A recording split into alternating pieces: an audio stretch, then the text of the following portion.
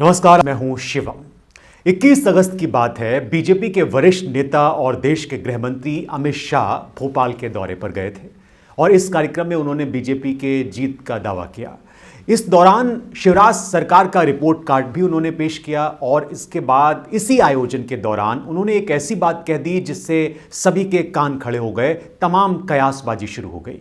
पत्रकारों से हुई बातचीत में जब अमित शाह से यह पूछा गया कि आगामी विधानसभा चुनाव में भारतीय जनता पार्टी की ओर से मुख्यमंत्री का चेहरा कौन होगा, थोड़े से रुक गए अमित शाह इस सवाल के बाद। उन्होंने इसके बाद जवाब दिया और जो कहा उसके बाद कई सारी अटकलें लगाई जाने लगी और यह सवाल खड़ा हो गया कि क्या अब शिवराज सिंह चौहान की राजनीति ढलान पर आ गई है। जानते हैं इस सवाल के जवाब में अमित शाह ने क्या कहा, आपको बताते हैं। अमित शाह ने बड़ा मिला जुला जवाब दिया और इसके जवाब में अमित शाह ने कहा कि शिवराज जी अभी मुख्यमंत्री हैं ही, चुनाव के बाद मुख्यमंत्री कौन होगा ये पार्टी का काम है और पार्टी ही ये तय करेगी। वैसे तो ये कहा जा सकता था कि शिवराज सिंह ही जब चेहरा है तो आगे उनके नाम से बढ़ा जाएगा, लेकिन ऐसा नहीं हुआ।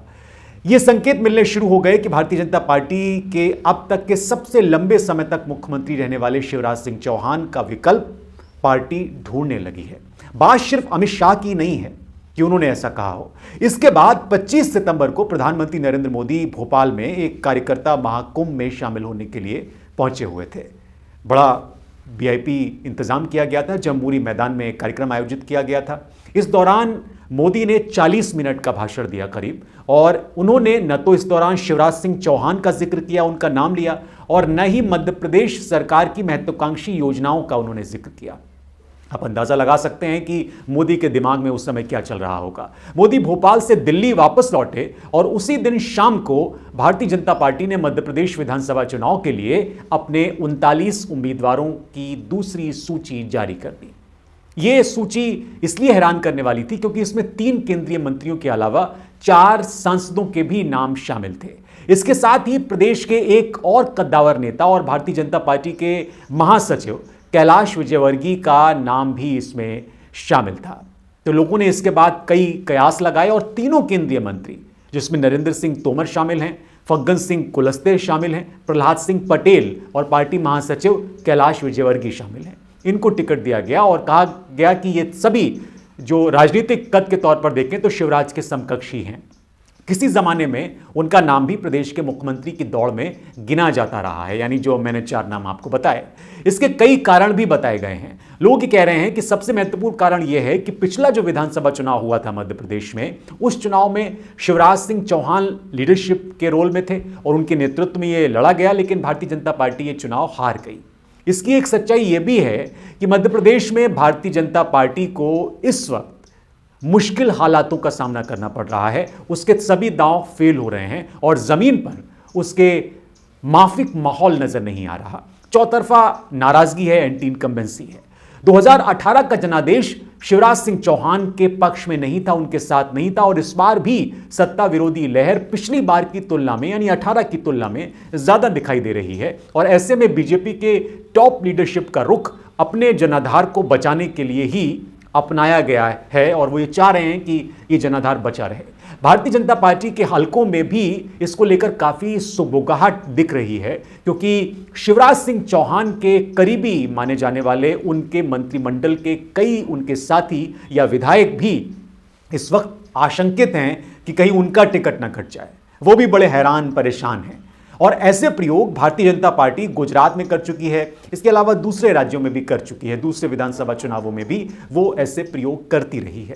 मध्य प्रदेश में एक ये डर भी बीजेपी के विधायकों के भीतर है।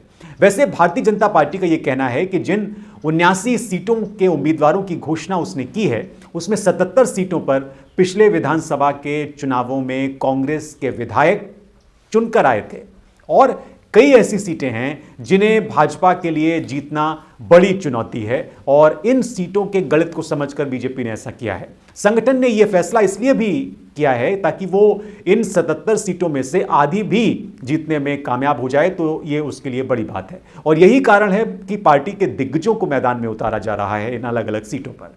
यहां एक बात और ध्यान देने वाली है कि शिवराज सिंह चौहान चुनावी राजनीति में प्रधानमंत्री नरेंद्र मोदी से सीनियर हैं। उनका यह भी एक कद है कि जब 2014 के लोकसभा चुनाव में बीजेपी ने पार्टी के पीएम पद के दावेदार का नाम जाहिर नहीं किया था, तो शिवराज सिंह चौहान के नाम की खासी चर्चा थी उस वक्त, और यह कहा जा रहा था कि उनको आगे किया जा सकता है।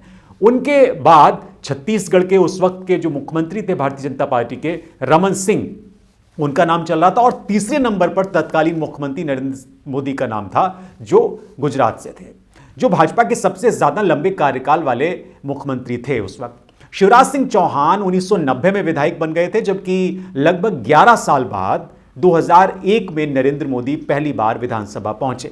तो 11 साल सीनियर तो शिवराज सिंह चौहान हैं ही। 2014 में पार्टी के वरिष्ठतम नेता लालकृष्ण आडवाणी ने नरेंद्र मोदी और शिवराज सिंह चौहान के नाम का एक प्रस्ताव प्रधानमंत्री पद के संभावित चेहरों के रूप में भी भेजा था, लेकिन उनका जो पक्ष था वो चौहान की तरफ था और उनको दरकिनार भी उस वक्त किया गया। इसके दूसरे कारण भी हो सकते हैं जिसे लोग अलग अलग नज़रिए से देखते रहे हैं, लेकिन जो मौजूदा परिस्थितियां मध्य प्रदेश में हैं बड़ी दिलचस्प हैं। मध्य प्रदेश की राजनीति पर लंबे समय से जो लोग नज़र रखे हुए हैं, पॉलिटिकल एनालिस्ट जो हैं, वो ये कह रहे हैं कि हो सकता है कि कई दशकों के बाद अब शिवराज सिंह चौहान की राजनीति की रफ्तार धीमी पड़ने लगी हो और ये उनके लिए खतरे की घंटी है। मगर ये सच भी है कि भारतीय जनता पार्टी के वो ऐसे नेता हैं जो खुद को कई बार रिलॉन्च, रीइन्वेंट करते रहे हैं, यानी वो बदलती राजनीति के हालात में, माहौल में खुद को ढाल लेते हैं। जैसे जैसे मध्य प्रदेश की राजनीति में शिवराज सिंह चौहान का कद बढ़ता गया, उनके समकक्ष रहे पार्टी के नेता उनके सामने फीके पड़ते गए। और यही कारण है, अगर आप मध्य प्रदेश की पॉलिटिक्स को देखेंगे तो प्रदेश की राजनीति में कोई दूसरा बड़ा चेहरा उनके बराबर इस वक्त दिखाई नहीं देता, और यही बात मोदी शाह को अखर रही है। इसी वजह से पार्टी को देर सवेर कुछ नए चेहरों को प्रासंगिक बनाना पड़ेगा, उनकी प्रासंगिकता को बनाए रखना पड़ेगा जो हैं। कुछ जानकारों को यह भी लग रहा है कि इस कार्यकाल में शिवराज सिंह चौहान ने अपनी कार्यशैली भी बदली है, जो सबको स्पष्ट रूप से दिखने में लग भी रही है। और यही वजह है कि केंद्रीय नेतृत्व को उनका विकल्प ढूंढने की ज़रूरत महसूस हो रही है, यानी मोदी और शाह को।